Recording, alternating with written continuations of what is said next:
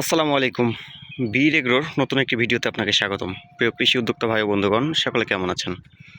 আজকে আমি চলে এলাম আমার আমের প্রজেক্টে। দেখতে পাচ্ছেন ইতিমধ্যে সার দেওয়া কমপ্লিট করেছি। প্রতিটি গাছে গোবর সার এবং রাসায়নিক সার মিশ্রণ করে দেওয়া হয়েছে।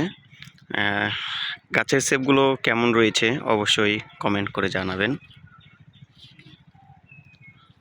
এখন শুরু হবে স্প্রে।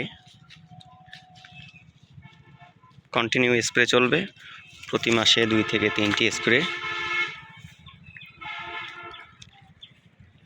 আর 10 দিন পরে হয়তোবা হরমোন দিয়ে দিব গাছে, প্রতিটি গাছে।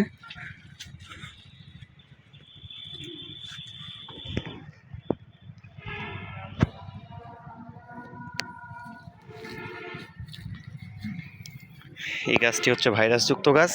গাছটি থাকা না থাকার সমান পর্যায়ে রয়েছে। গাছটি হয়তো উঠিয়ে দিলেই বেস্ট হবে।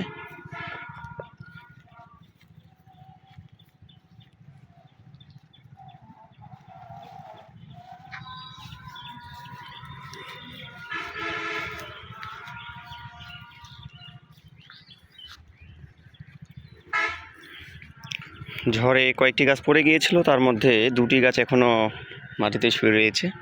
আসলে এগুলো একবার উঠিয়ে দেওয়া হয়েছিল, কিন্তু ঢোকাগুলো হয়তো বা কেউ নিয়ে চলে গেছে, যে কারণে আবার শুয়ে রয়ে গেছে আর কি।